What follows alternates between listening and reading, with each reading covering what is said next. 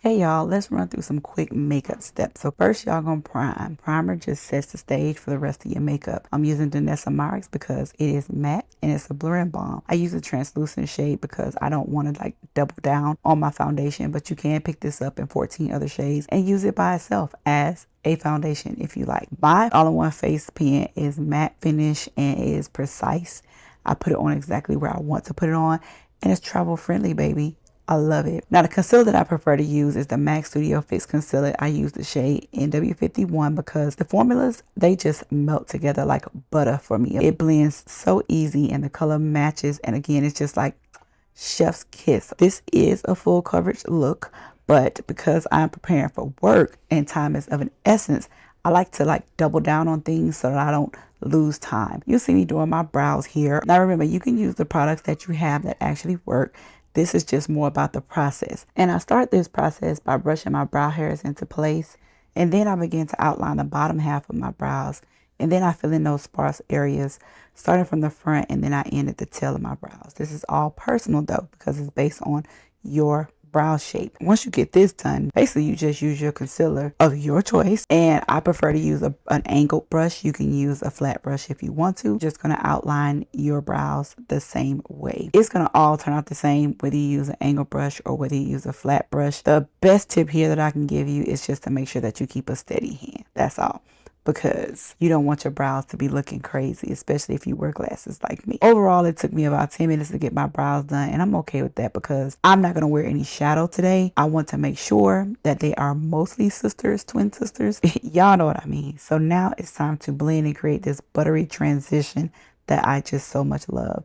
I'm going to get rid of all the harsh lines that can be seen from like Mars and all that, you know what I'm saying? Notice how I blend the outer edge of my concealer like into my eyelid space though, because I'm utilizing my time, blending it all at once. I prefer to set my concealer right after, especially under my eyes, because I think it eliminates creasing. I know sometimes people do a little bit different, but that's just my preference. And Laura Mercier was my baby until, you know, I linked up with Huda Beauty Cinnamon Bun. But for this video, I'm going to be using my Laura Mercier baby because I had to bring her back out. And they do run a close race, okay? They are neck and neck. But right now, what I tell you to do is try to make sure when you're putting this powder on, not to get any on your cheek area, because we still going to go in with our blush. And I want to make sure that my face is still kind of wet and tacky from the foundation, because it's really hard to put a cream product on top of a powder product.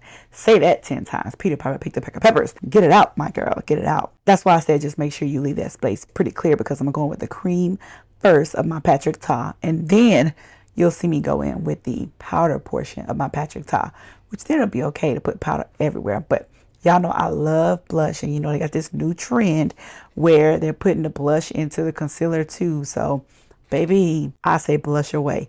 Just make sure you don't look like Ronald McDonald.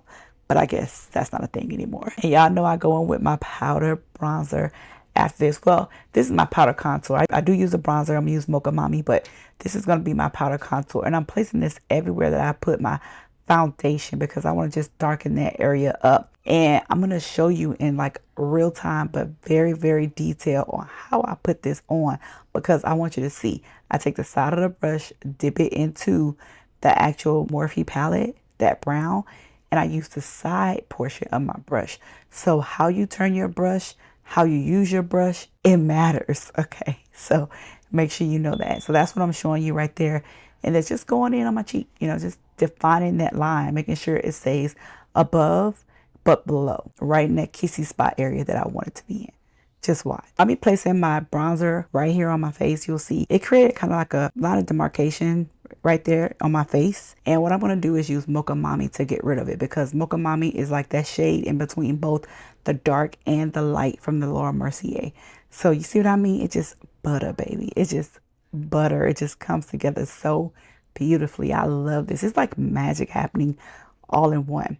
And I do it to a couple of different areas of my face. You know, so I don't come fully down onto my cheek where I put my blush. I just keep it right in those corner pockets of my eyes. And I'm just showing you the difference, how you can see how it's stark there and then not stark. And then once I put the Mocha Mami on, everything just blends seamlessly. Y'all leave me some thoughts and tell me what y'all think about this. Do you guys do this, or is it just a 1-2 hit or quitter for you? Then of course y'all know my Sephora Micro Smooth always makes an appearance, but generally I just use this because there may be still some wet spots on my face from my foundation or from something that I didn't touch up, and I just use this to matte that down because I do prefer a very matte look. Now I call this my fake contour because you can use concealer to contour as well, but I typically don't do that. I'll go with my setting powder, which this one is Laura Mercier, and I just create me a little contour. That's it. And I just wanted to show y'all what eyeliner I use, even though I didn't show you how I used it. I think we all know how to use liner, and if you don't, I do have a video for that. Then I'm showing you my mascaras. The reason being is because I used 3 mascara. I have been on this primer kick lately with my mascara, and I love this primer by Sky-high, okay? It does wonders. Then I go in next with my falsies from Maybelline as well, and then hit it with that Extendo Bendo from MAC. Baby, this is a 3-hit combo that you can't. I can't lose. I'm just saying, y'all know I always had to hit one. I always got to sing something. Look how I look. Gorgeous. False lashes, what? And then since this look is so natural, I just kept going with the natural look. I am wearing red, so I decided to go in with the reddish tone lip liner, which is why I chose Wine from Juvia's Place. And then I just hit it with that Velvet Teddy from MAC. And then boom, boom, boom, honey, set that down with my Black Radiance spray, and we're done. Let it dry a little bit, and then I go back in with my Golden Goddess. I really love this stuff. I've been perfecting on how to put it on because it just comes off it's so impactful. It's so impactful. Now, this is for those of you who stayed around to the end. A little tip here is, I know you saw me put on my setting spray, and now I'm going back in with my Laura Mercier to set everything down. That just gives you that filter look. So make sure your setting spray is just a little tacky, and then go back in with your setting powder and see how that turns out. Make sure y'all go and check out my signature look, and I'll see you guys in that one. Bye bye.